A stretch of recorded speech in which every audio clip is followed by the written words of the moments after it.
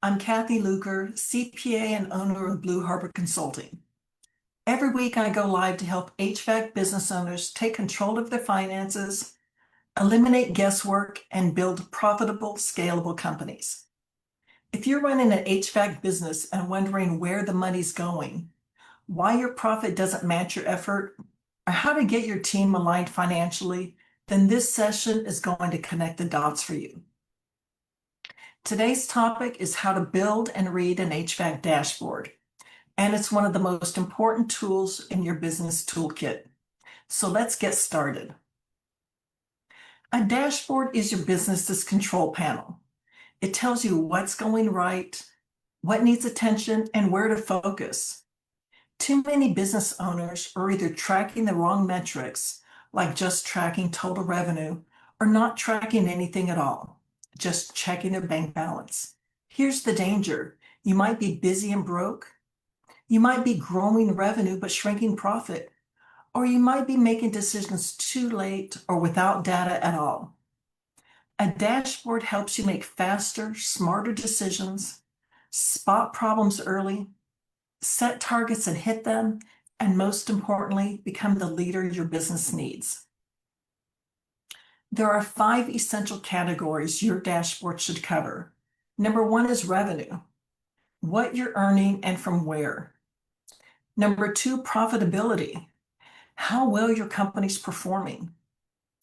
Number 3, team performance, how effectively or how efficiently your team is delivering. Number 4, cash flow and pipeline, what's flowing in and what's scheduled to come in. And number 5, sales and marketing, what's fueling your pipeline. Each of these areas have specific metrics you can track weekly or monthly to stay in control and not be overwhelmed. Revenue is the top line, but to manage it well, we need more than just a single total. Here's what to include. Revenue by job type. Break it out into installs, service, maintenance, IAQ. Average ticket size by job type. Revenue per producing technician. Maintenance agreement revenue because predictable income smooths out slow seasons. Sales close rate. Estimates converting to booked work. Here's a helpful tip. Color code these metrics in your dashboard to highlight trends instantly. For profitability, you want to track gross profit by job type. Installs should be between 35 and 45%, service between 50 and 60%, and maintenance between 60 and 70%. Labor cost as a percentage of revenue, ideally under 30%. Material cost as a percentage of revenue, under 25% service, 35 to 40% for installs. Net profit margin, aim for 10 to 15%. The reality is that many companies have high revenue but only break even. Job margin tracking can double your profits. Tech labor is your biggest cost center. Track billable versus clocked hours. Target between 75 to 85% productivity. Jobs completed per day, 3 to 5 jobs for service. Callback rate should be under 5%. Job completion rate, 90% or higher first-time completion. Time to completion, especially for install crews. Share metrics with your team weekly and tie them to bonuses and training. There's a phrase, revenue is vanity, profit is sanity, and cash is reality. So let's track accounts receivable aging. 80% should be under 30 days. Uninvoiced completed jobs.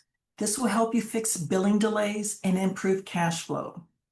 Open estimates. Review by age and value. This shows if you have a problem converting estimates to sales.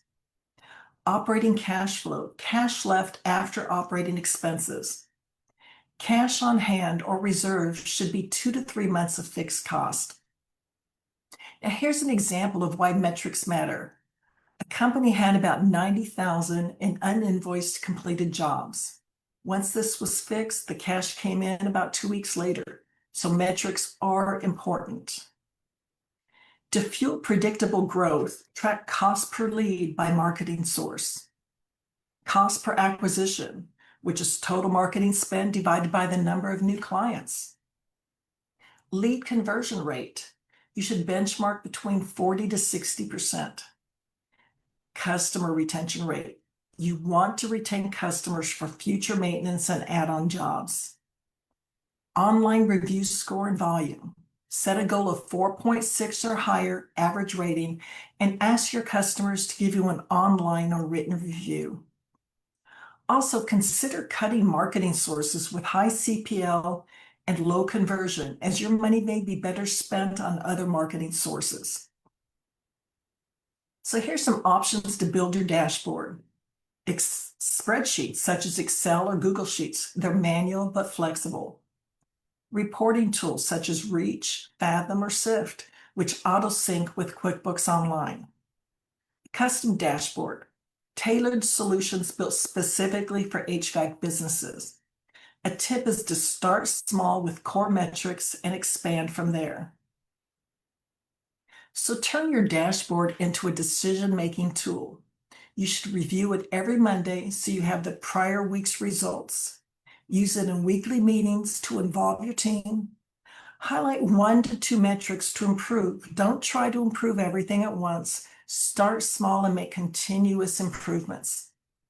Color code performance so it's easy to identify areas needing improvement and areas where you're doing well.